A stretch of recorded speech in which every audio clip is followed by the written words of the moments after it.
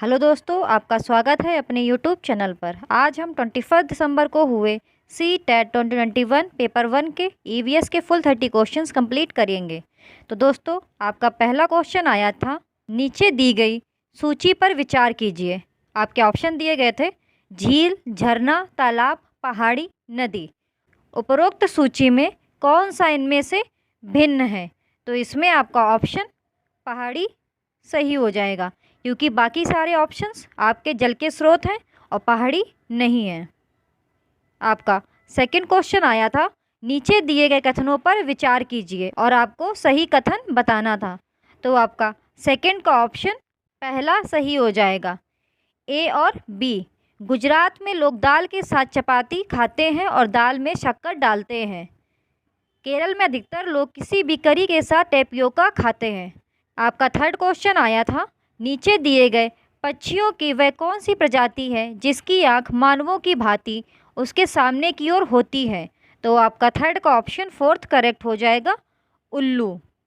आपका fifth question आया था, हाथियों के विषय में नीचे दिए गए कथनों पर विचार कीजिए।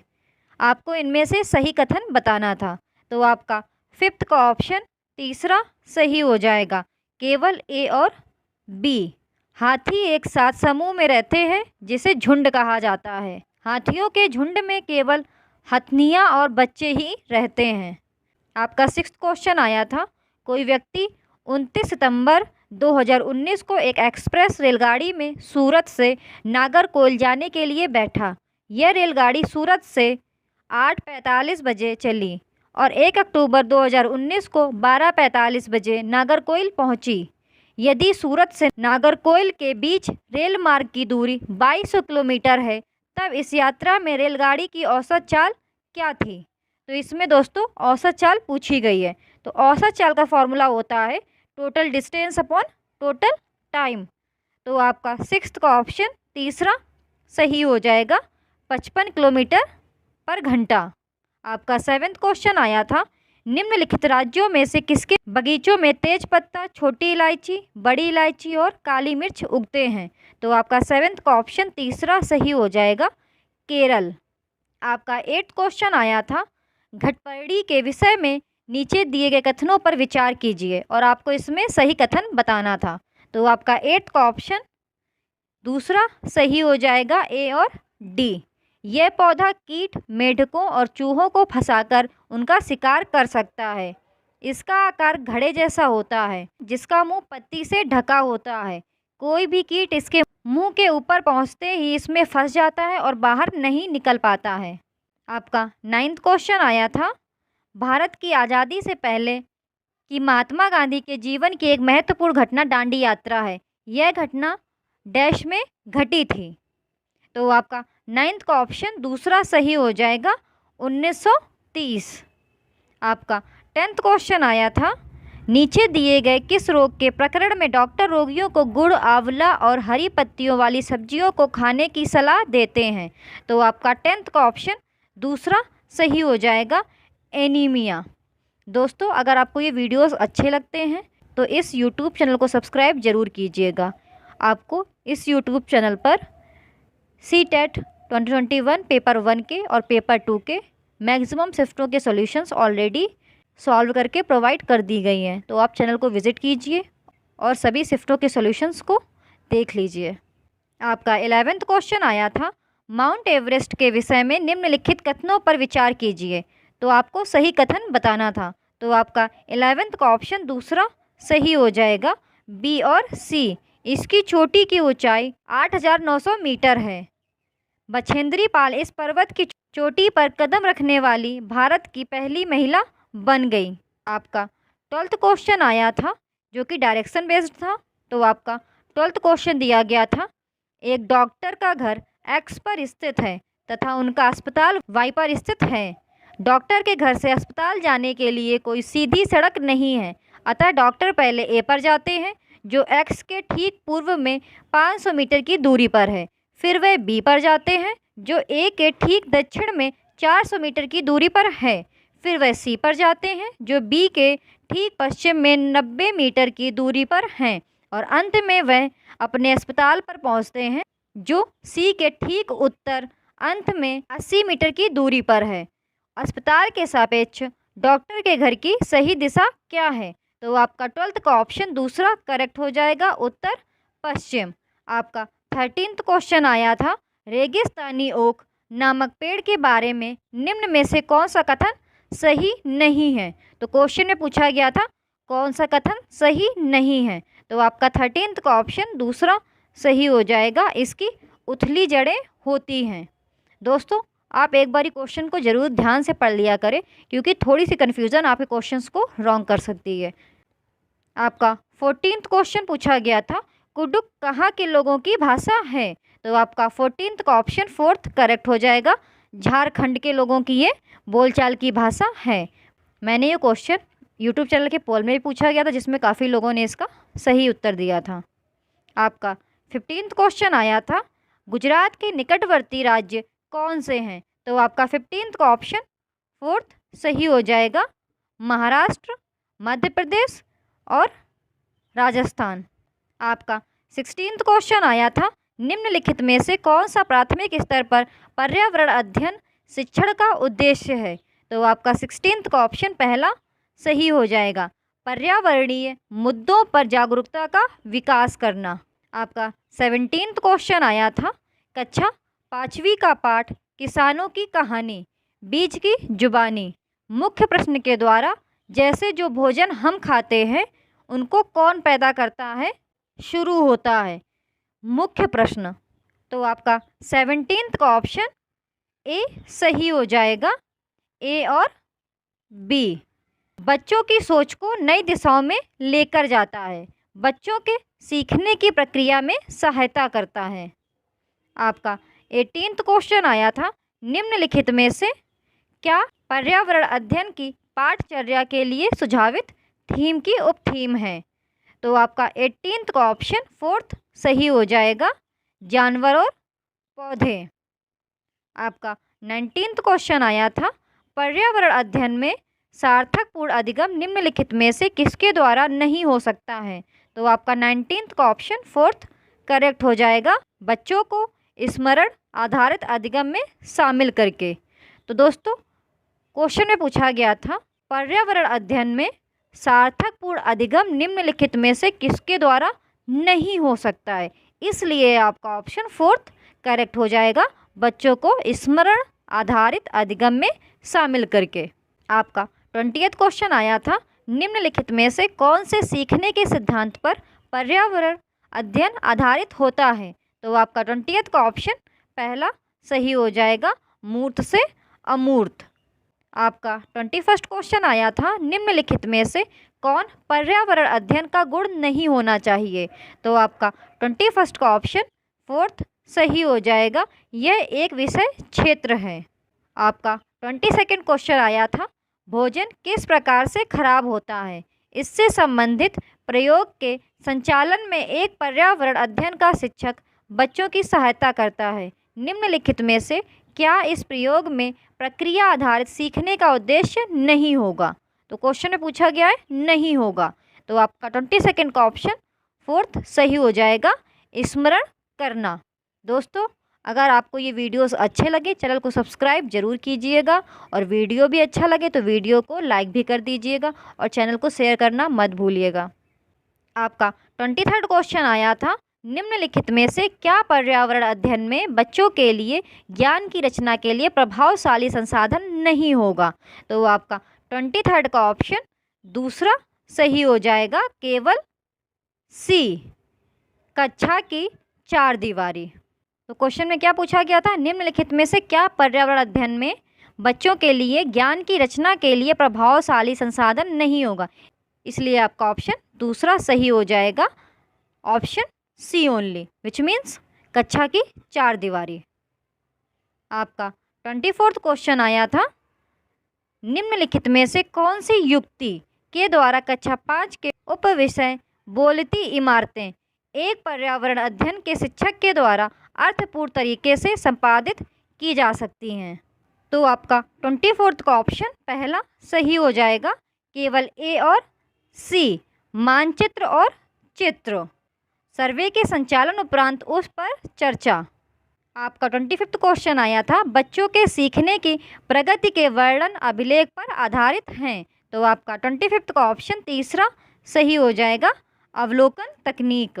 आपका 26वां क्वेश्चन आया था, CCE के अनुसार पर्यावरण अध्ययन में स्व आकलन संबंधित है। तो आपका 26 का ऑप्शन पहला सही हो जाएगा, अधिगम के समान आकलन। आपका 27वां क्वेश्चन आया था, बच्चों के सीखने की प्रगति को आंकने के लिए शिक्षकों के द्वारा अक्सर पोर्टफोलियो का उपयोग किया जाता है। पोर्टफोलियो। तो आपका 27 का ऑप्शन फोर्थ सही हो जाएगा, A, B और D। बच्चों के सीखने की प्रगति का एक संचयी अभिलेख है। बच्चों द्वारा अपने कार्यों को प्रदर्शित करने में समर्थ बनाता है। बच्चों को सीखने और आकलन में सक्रिय भागीदार बनाने में समर्थ करता है। आपका 28वां क्वेश्चन आया था, पर्यावरण अध्ययन में बच्चों के लिए संवेदनशील मुद्दों जैसे लिंग भेद का अर्थपूर्ण संपादन किया जा सकता है। तो आपका 28वां का ऑप्शन पहला सही हो जाएगा, बच्चों के मध्य बातचीत का संचालन करके। आपका 29वां क्वेश्चन दिया गया था, निम्नलिखित में से कौन पर्यावरण अध्ययन में बच्चों के आकलन के लिए सबसे कम उपयुक्त है।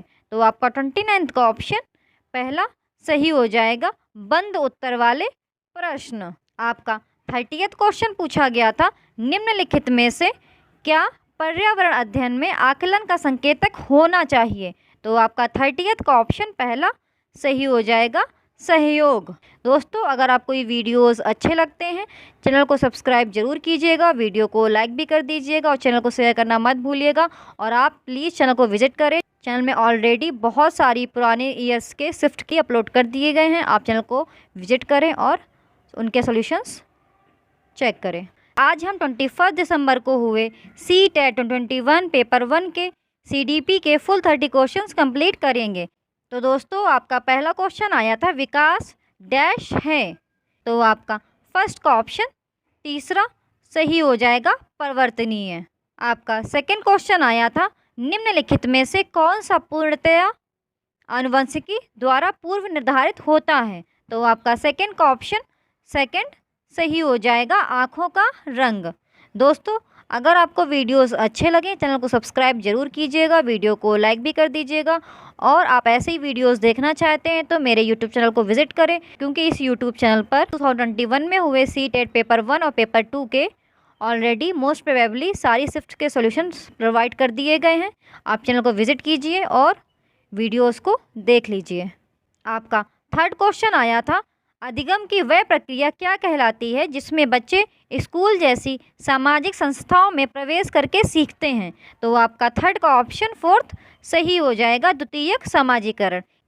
आपका फोर्थ क्वेश्चन आया था, कोलबर्ग के भौतिक विकास सिद्धांत में दूसरे स्तर पारंपरिक नैतिकता की तीसरी अवस्था को क्या कहा जाता है। तो आपका फोर्थ का ऑप्शन दूसरा सही हो जाएगा, अच्छा लड़का अच्छी लड़की अभिविन्यास। आपका फिफ्थ क्वेश्चन आया था, जीन पियाजे के सिद्धांत में वर्तमान स्कीमा द्वारा परिवेश को समझ पाने की असमर्थता के कारण एक नए स्कीमा की रचना क्या कहलाती है। तो आपका फिफ्थ का ऑप्शन पहला सही हो जाएगा, समायोजन। आपका सिक्स्थ क्वेश्चन आया था, पियाजे के अनुसार कौन सा संप्रत्यय ऑब्लिक कार्य रूप सूचना को संगठित और प्रतिपादित करता है। तो आपका सिक्स्थ का ऑप्शन दूसरा सही हो जाएगा, स्कीमा।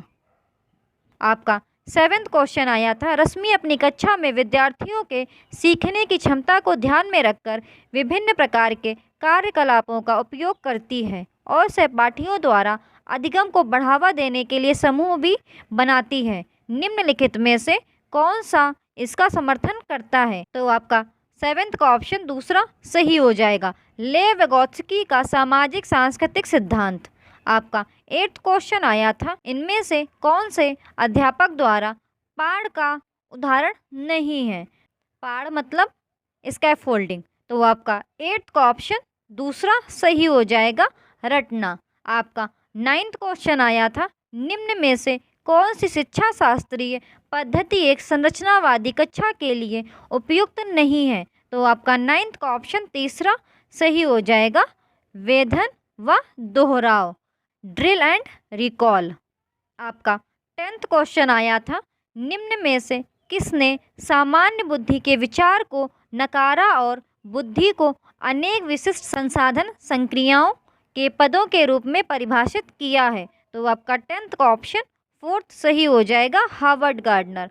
आपका 11th क्वेश्चन आया था, एक संरचनावादी कक्षा में निम्न में से किस पर महत्व दिया जाना चाहिए? तो आपका 11th का ऑप्शन दूसरा सही हो जाएगा, संरचनात्मक मूल्यांकन। दोस्तों, अगर आपको वीडियोस अच्छे लगे चैनल को सब्सक्राइब जरूर कीजिएगा, वीडियो को लाइक भी कर दीजिएगा। दोस्तों, अभी चैनल की स्टार्टिंग है, अगर आप लोग एक एक को भी शेयर करोगे अपने फ्रेंड्स ग्रुप में जो सीटेट की प्रिपरेशन कर रहे हैं तो इस चैनल को बूस्ट मिलेगा। तो प्लीज़ सपोर्ट मी, आपको ऐसे ही आगे भी इस चैनल पर वीडियोस मिलती रहेंगी। आपका 12th क्वेश्चन आया था, विगोत्स्की के सिद्धांत के अनुसार निजी संवाद, प्राइवेट स्पीच। तो आपका 12th का ऑप्शन तीसरा सही हो जाएगा, जटिल कार्य करते समय बच्चों को उनके व्यवहार संचालन में सहायता देता है। आपका 13th क्वेश्चन आया था, लड़कियों को गुलाबी कपड़े और गुड़िया से जोड़ा जाता है और लड़कों को नीले कपड़ों एवं कार से जोड़ा जाता है, यह किसको दर्शाता है? तो आपका 13th का ऑप्शन 4th सही हो जाएगा, जेंडर रूढ़िवादिता, ये आपके जेंडर बायस को शो करता है। आपका 14th क्वेश्चन अभिकथन और तर्क वाला दिया गया था, तो आपका अभिकथन दिया गया था, शिक्षा असफल हो जाती है जब बच्चों से यह अपेक्षा की जाती है कि वे प्राप्त ज्ञान को ज्यों का त्यों पुनः उत्पादित करें। आपका तर्क दिया गया था, जानकारी का पुनः उत्पादन बच्चों के अधिगम का अर्थपूर्ण द्योतक है। तो आपको सही विकल्प बताना था, तो आपका 14th का ऑप्शन तीसरा सही हो जाएगा। ए सही है लेकिन आर गलत है। आपका 15th क्वेश्चन दिया गया था, एक संरचनावादी कक्षा में शिक्षक और छात्रों की क्या भूमिका होती है? तो आपका 15th का ऑप्शन तीसरा सही हो जाएगा, शिक्षक और छात्र दोनों ही सक्रिय होते हैं। क्वेश्चन में पूछा गया था क्या भूमिका होती है, इसलिए आपका ऑप्शन तीसरा सही हो जाएगा। दोस्तों, आप अदर ऑप्शंस भी पढ़ लिया करें, जिससे आपको समझ में आएगा कि अदर ऑप्शंस आपके क्यों गलत हैं और तीसरा ही आपका ऑप्शन क्यों सही है। आपका 16th क्वेश्चन आया था, एक कक्षा में अध्यापिका भिन्न जातियों के समूह वाले अधिगमकर्ताओं के लिए समावेशी वातावरण की रचना कैसे कर सकती है? तो आपका 16th का ऑप्शन पहला सही हो जाएगा, फर्स्ट, सेकंड और थर्ड। अपनी उन अवधारणाओं और पूर्वाग्रहों पर चिंतन करके जो बच्चों के शैक्षिक अनुभव को सीमित करते हैं, कक्षा में बच्चों के अनुभवों की विविधता को सम्मिलित करके और संस्था में समानता की मूल संस्कृति पर बल देकर। आपका 17th क्वेश्चन आया था, रमनी की कक्षा में एक दृष्टिबाधित छात्र है, एक समावेशित कक्षा में इस संदर्भ में उसे कौन से निर्देशात्मक समायोजन करने चाहिए? तो आपका 17th का ऑप्शन तीसरा सही हो जाएगा, त्रिआयामी मानचित्र और चार्ट जैसे स्पर्शकी संसाधनों का प्रावधान करना। आपका 18th क्वेश्चन आया था, रीना कक्षा में दी गई किसी भी समस्या को सुलझाने के लिए अलग अलग तरकीबों के बारे में सोचती है, यह निम्न में से किसका प्रतीक है? तो आपका 18th का ऑप्शन 4th सही हो जाएगा, अपसारी सोच। आपका 19th क्वेश्चन आया था, राजू 61 के स्थान पर 16 लिखता है और बी और डी अक्षरों में अक्सर भ्रमित होता है, ये किसके प्राथमिक लक्षण हैं? तो आपका 19th का ऑप्शन पहला सही हो जाएगा, डिसलेक्सिया। आपका 20th क्वेश्चन आया था, एक समावेशी कक्षा में विशेष बच्चों को किस प्रकार सहायता मिल सकती है? तो आपका 20th का ऑप्शन तीसरा सही हो जाएगा, फर्स्ट और थर्ड। व्यक्तिगत लक्ष्यों का निर्धारण, सहयोगात्मक अधिगम। आपका 21st क्वेश्चन आया था, एक संरचनावादी परिप्रेक्ष्य में बच्चों को किस प्रकार समझा जाता है? तो आपका 21st का ऑप्शन 4th करेक्ट हो जाएगा, अपने पर्यावरण को समझने की उत्सुकता लिए हुए। आपका 22nd क्वेश्चन आया था, बच्चों की असफलता के संदर्भ में निम्न में से कौन सा कथन सही है? क्वेश्चन में पूछा गया है कौन सा कथन सही है, तो आपका 22nd का ऑप्शन दूसरा सही हो जाएगा। आपका 23rd क्वेश्चन दिया गया था, एक शिक्षिका अपनी प्राथमिक कक्षा में अर्थपूर्ण अधिगम को कैसे बढ़ावा दे सकती है। तो आपका 23rd का ऑप्शन तीसरा सही हो जाएगा, विषय वस्तु का विद्यार्थियों के जीवन के साथ संबंध स्थापित करके। आपका 24th क्वेश्चन पूछा गया था, अनुपमा अपनी कक्षा में विज्ञान पढ़ाते हुए गणित के संप्रतियों के साथ संबंध बनाती है, इस प्रकार का शिक्षा शास्त्र। तो आपका 24th का ऑप्शन पहला सही हो जाएगा, अधिगम के स्थानांतरण और अंतः विषयात्मक अधिगम को बढ़ावा देगा। आपका 25th क्वेश्चन पूछा गया था, निम्नलिखित जानकारियाँ किस स्मृति में संगठित होती हैं। तो आपका 25th का ऑप्शन दूसरा सही हो जाएगा, दीर्घ अवधि स्मृति। आपकी जानकारियाँ दी गई थी, बाइक चलाने की प्रक्रिया, धुले कपड़ों को तय करने की प्रक्रिया, 7 वर्ष की उम्र में एक पेड़ पर चढ़ने का अनुभव।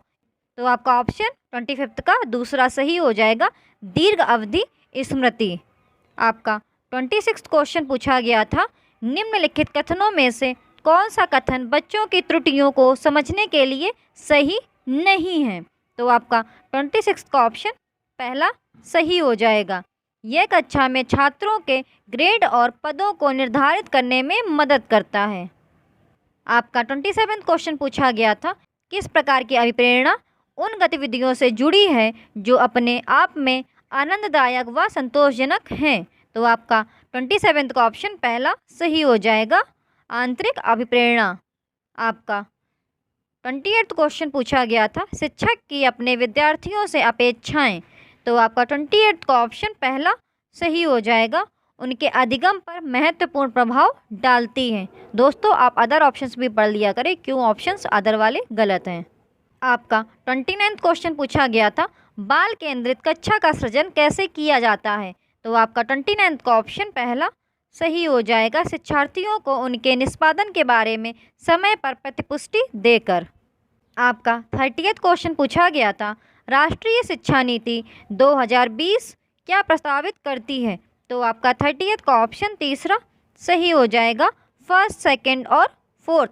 विद्यालय की पाठचर्या की विषय वस्तु में कटौती, विद्यालय की पाठचर्या के लचीलेपन में वृद्धि, विवेचनात्मक चिंतन को महत्व देना।